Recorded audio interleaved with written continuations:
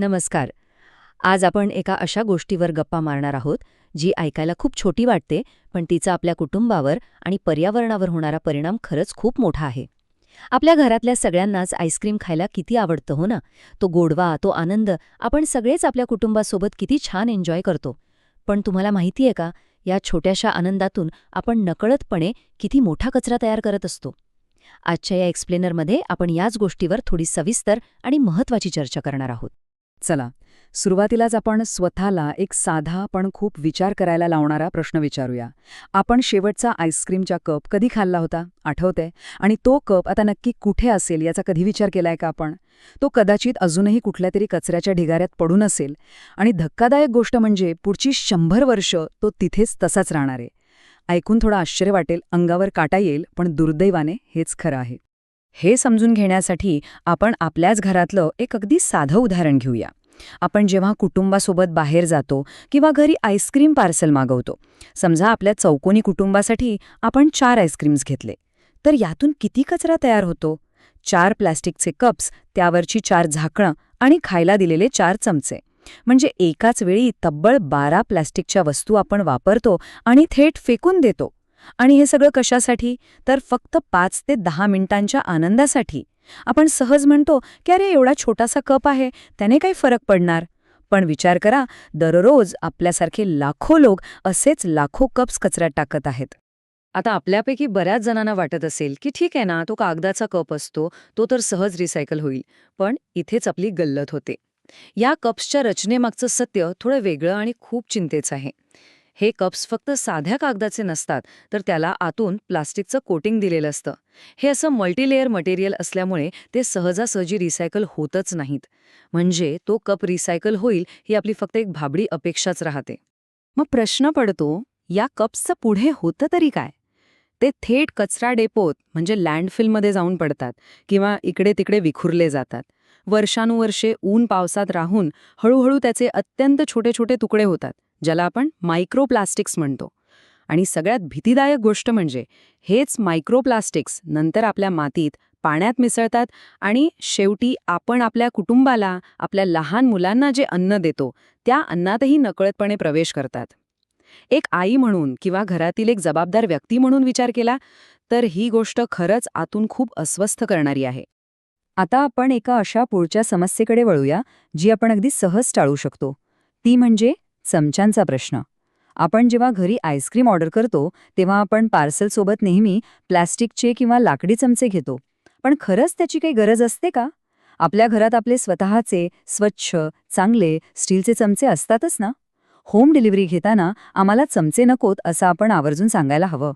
बऱ्याचदा लाकडी चमचा आपल्याला इको फ्रेंडली वाटतो, पण तो सुद्धा एकदाच वापरून फेकून देण्यासारखा सिंगल यूज कचराच आहे, हे आपण लक्षात घ्यायलाच हवं.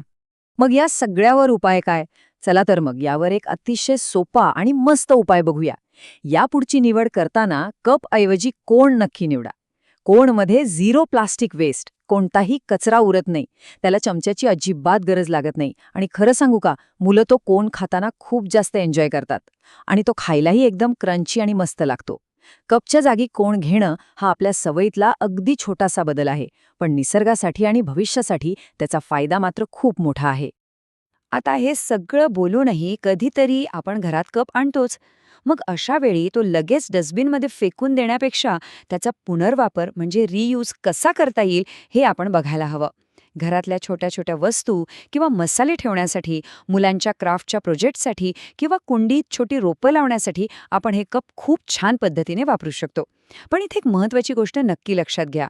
पुनर्वापर करणं हे चांगलंच आहे, पण मुळातच कचरा कमी करणं म्हणजेच रिड्यूस करणं हा नेहमीच सर्वोत्तम पर्याय असतो. आता एक पुढची आणि मला स्वतःला खूप आवडणारी गोष्ट बघूया, ती म्हणजे घरच्या घरी आईस्क्रीम बनवणं. हे किती सोपं आहे हे ऐकल्यावर तुमच्या लक्षात येईल. फक्त गोठवलेली केळी घ्या, त्यात थोडं दूध घाला आणि मिक्सरला छान फिरवून घ्या. झालं, मस्त क्रीमी बनाना आईस्क्रीम तयार. यात 0 प्लास्टिक कचरा आणि चवही अगदी ताजी असते. आंब्याच्या सीझनमध्ये तर हे मँगो आईस्क्रीम अजूनच भारी लागतं. घरातल्या घरात असा प्रयोग करायला मुलांनाही खूप मज्जा येते. आणि सगळ्यात महत्त्वाचं म्हणजे आपण आपल्या मुलांना नक्की काय खायला देतोय यावर आपलं पूर्ण नियंत्रण असतं. आपण जर बाजारात मिळणाऱ्या आईस्क्रीमचा नीट विचार केला, तर त्याचं वास्तव थोडं वेगळं आणि काळजीत पाडणारा आहे. त्यात भरपूर प्रिझर्वेटिव्हज, कृत्रिम रंग, स्टॅबिलायझर्स आणि भरपूर लपलेली साखर असते. आपण मुलांना फळांचा आईस्क्रीम देतोय असं आपल्याला वाटतं, पण प्रत्यक्षात आपण त्यांना भरपूर केमिकल्स आणि साखर देत असतो. कधीतरी बाहेरचं खाणं ठीक आहे, त्यात काहीच गैर नाही. पण जर ही रोजची सवय असेल तर कुटुंबाच्या आरोग्यासाठी आपण यावर नक्कीच विचार करायला हवा. म्हणजेच या सगळ्या चर्चेतून एक अतिशय सुंदर आणि महत्त्वाचा मुद्दा समोर येतो. तो म्हणजे निसर्गाचं रक्षण आणि आपल्या कुटुंबाचं आरोग्य या दोन्ही गोष्टी एकमेकांशी कशा घट्ट जोडलेल्या आहेत. जेव्हा आपण कोन निवडतो, फुकट मिळणारे चमचे टाळतो आणि घरगुती आईस्क्रीमला प्राधान्य देतो, तेव्हा आपण फक्त प्लास्टिकचा कचराच कमी करत नसतो, तर आपण आपल्या मुलांच्या चांगल्या आणि सुरक्षित आरोग्यासाठी एक अतिशय महत्त्वाचं पाऊल पुढे टाकत असतो. त्यामुळे आता पुढच्या वेळी जेव्हा घरातल्या कोणालाही आईस्क्रीम खावंसं वाटेल, तेव्हा एक क्षणभर नक्की थांबा आणि स्वतःला हे काही सोपे प्रश्न विचारा. कप घ्यायचा की कोन? चमचा हवा की नको? बाहेरचं खायचं की घरच्या घरी मस्त ताज्या आईस्क्रीम बनवायचं?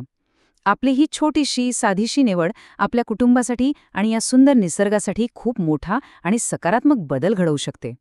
नेहमी लक्षात ठेवूया, आजचा आपला आईस्क्रीमचं कप हे उद्याचं भयंकर प्रदूषण आहे. त्यामुळे यापुढे नेहमी कोन निवडा, चमचे टाळा आणि शक्य असेल तेव्हा घरचीच आईस्क्रीम बनवण्याचा तो निखळा आनंद घ्या. जर आजची ही माहिती उपयुक्त वाटली असेल तर हे एक्सप्लेनर नक्की लाईक करा आणि आपल्या मित्रमैत्रिणी आणि कुटुंबासोबत जास्तीत जास्त शेअर करा. अशाच महत्त्वाच्या माहितीसाठी चॅनलला सबस्क्राईब करायला अजिबात विसरू नका.